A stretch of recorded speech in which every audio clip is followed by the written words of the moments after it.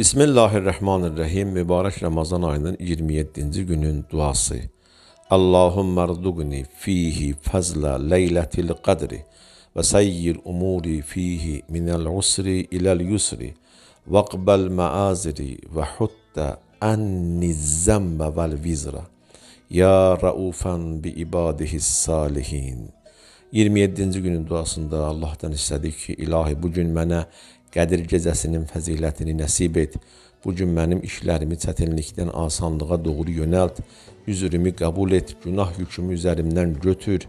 Ey salih bəndələrinə qarşı mehriban olan Allah. 27-ci günün müstəhəb namazları 4 rükətdir. Hər rükətdə bir həmd və həmddən sonra 28 İxlas surəsi oxunulur. Bütün müstəhəbbi namazlar hamısı 2 rükətli formada qılınır. Dualarınızda bizləri unutmayın.